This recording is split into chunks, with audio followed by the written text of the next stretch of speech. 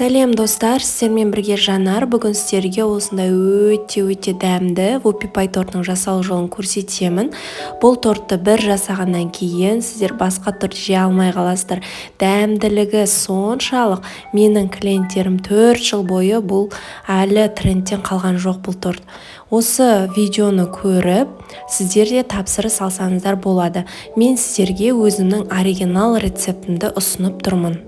Егер де тегін осы видеоны көріп, мен тапсырысқа жасаймын десеңіздер, видеоны соңына дейін қарап, және де алғыс ретінде маған лайк пен және де қоңыраушаны басып қойыңыз. Тортқа керекті заттар: бізге Қазақстан шоколад, міндетті түрде осы Қазақстанда аласыздар, және де 82,5% сары май, жұмыртқа, ұн, қант, қамыр қопсытқыш пен Малайзия какаосы керек болады. Ең алдымен құрғақ заттарымызды араластырамыз. Ол үшін ұнға қамыр қопсытқышты және де какао Малайзияны қосып, барлығын араластырамыз. Бізде міндетті түрде какао Малайзия болу керек. Егер де рахаттыкін қолдансаңыздар, рахаттың какаолары қышқыл, сол себепті сіздің коржыңыз ащы болып қалуы мүмкін. Сол себепті тек қана Малайзия какаосын қолданамыз. Кейін Қазақстан шоколад пен және де сары май екеуін микротолқында 30 секунд аралығында ерітіп аламыз. Немесе баяу отта ерітсеңіздер де болады. Бізде шоколад міндетті түрде Қазақстан шоколад қолданамыз. Дәмі өте керемет болады. Біздің вупи-пайымыз ол Қазақстан шоколадпен ерекше. Егер де арзан глазурь қолдансаңыздар, оның дәмі өте нашар болып қалады. Сол себепті Қазақстан шоколадты қолданғандарыңыз дұрыс.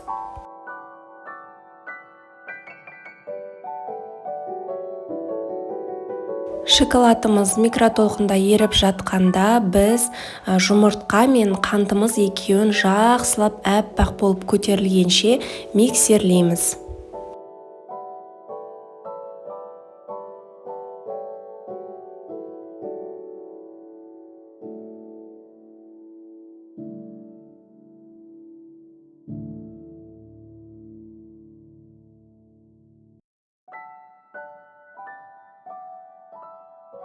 Міне бізде осындай әппақ жұмыртқа мен қантты жақсылап миксерлеп алдық. Кейін еріген Қазақстан шоколадымыз бен майымызды осы жұмыртқаның үстіне құйып, тағы да бір миксерлейміз. Шоколадымызды жақсылап араластырып жібереміз.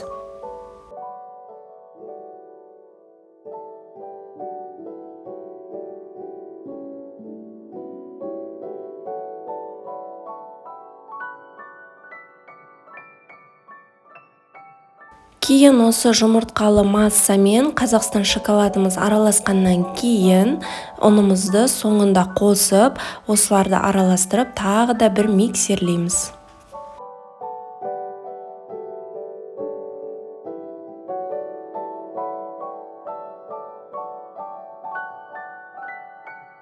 Міне бізде осындай қоймалжың, әдемі тесто шығу керек. Қазір енді осыны пергаментке жайғастырамыз.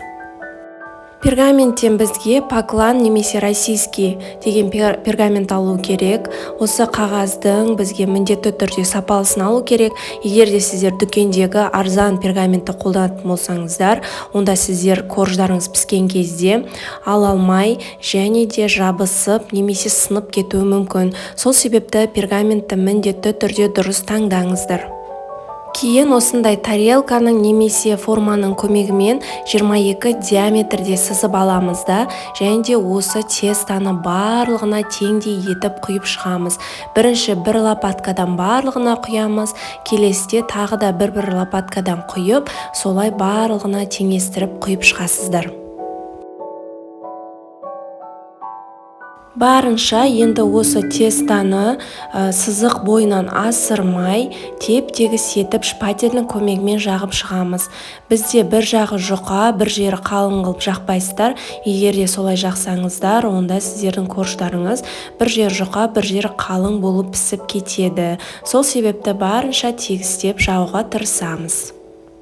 Енді осы корждарымызды қызып тұрған 180 градуста 15-10 минут аралығында пісіріп аламыз.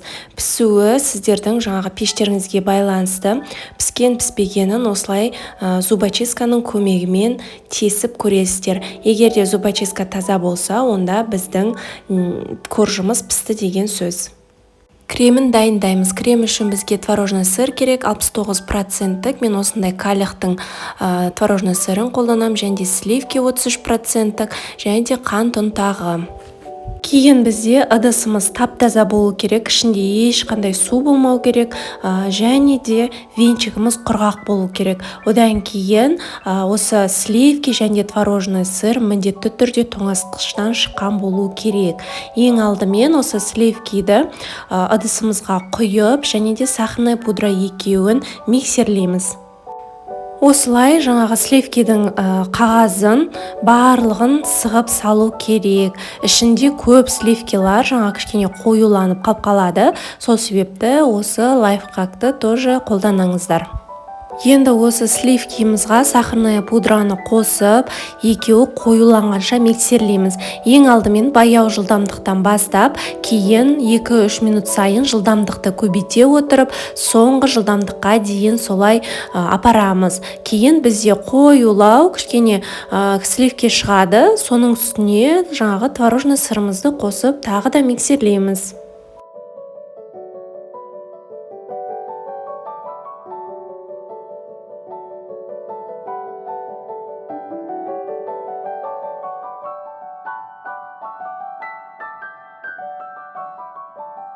Міне бізде сливки мен сахарный пудраны миксерлегенде осындай қоюлықта шығады.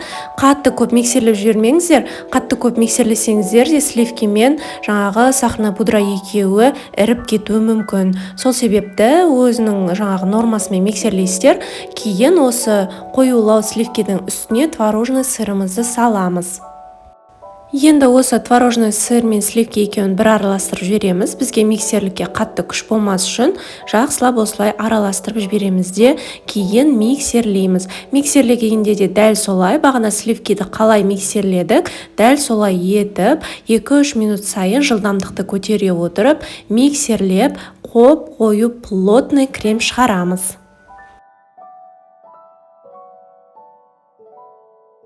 Міне кремімізді осылай миксерлеп алдық. Ең соңғы жылдамдыққа келгенде кішкене көбірек ұстайсыздар. Сосын осылай бір араластырып, ешқандай түйіршіктер қалмайтындай бір араластырамыз да, тағы да соңғы жылдамдықта кішкене ғана миксерлеп аламыз.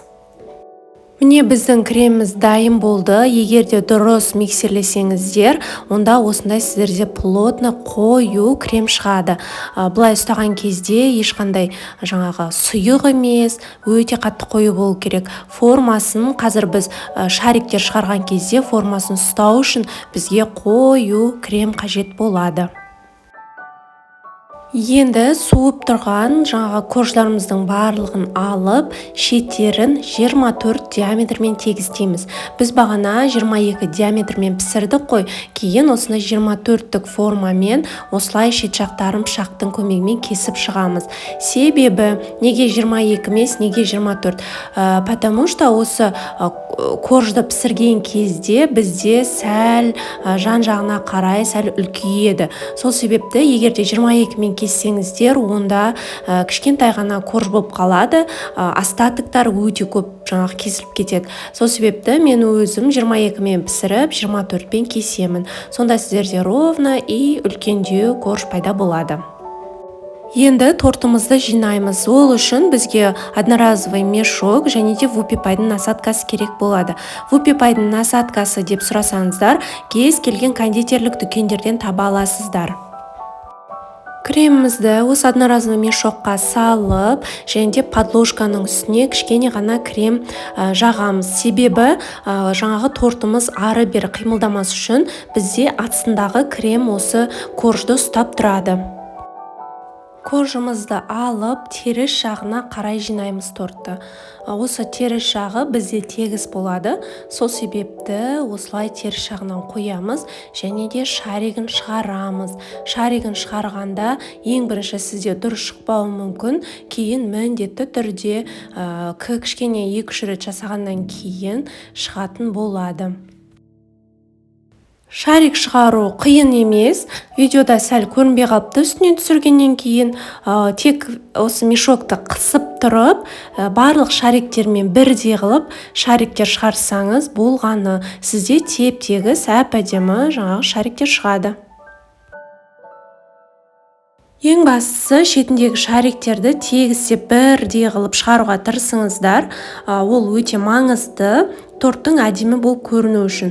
Кейін осылай ортасын креммен толтырып, және де шпательдің көмегімен тек қана ортасын осылай тегістеп шығамыз.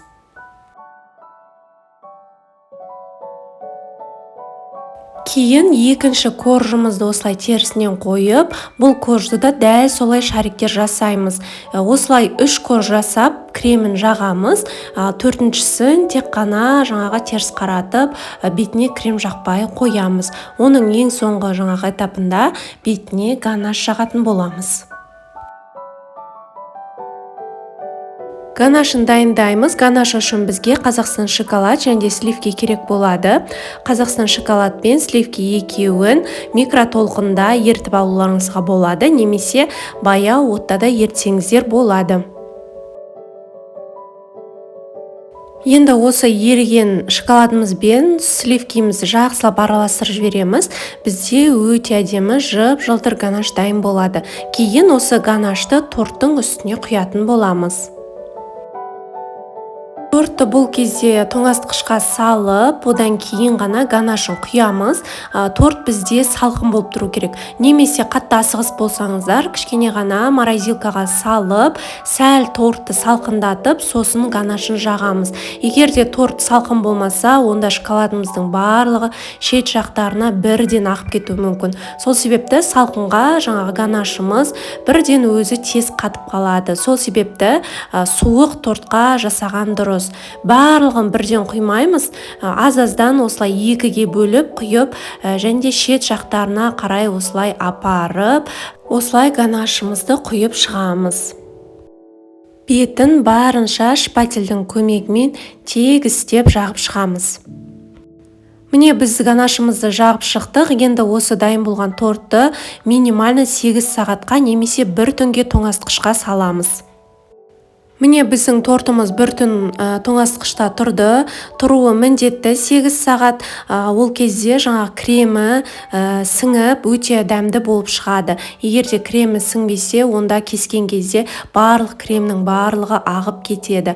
Оформление жағы өз еріктеріңізде. Мен осындай печенье және де осындай жаңағы жеміс-жидектерді қолдандым, және де безешке қолдандым. Оформлениясы өз еріктеріңізде. Кез келген заттармен әрлеуге болады. Мен кейін осындай посыпка септім, және де соңында сусальное золото деген кондитерлік дүкендерде сатады, сондай қолдансаңыздар болады. Бұл сусальное золото міндетті емес. Менде осындай болғаннан кейін, енді мен кондитерлікпен қанша жыл айналысып жүргеннен кейін осындай заттар бар. Сол себепті мен өз қалауымша осындай заттарды әдемілік үшін қостым. Біздің тортымыз дайын болды. Видеоны соңына дейін қарағандарыңыз үшін рахмет, және де маған қолдау ретінде менің каналыма тіркеліп, лайк басып, және де жасап көрсеңіздер, бағасын беріп кетіңіздер.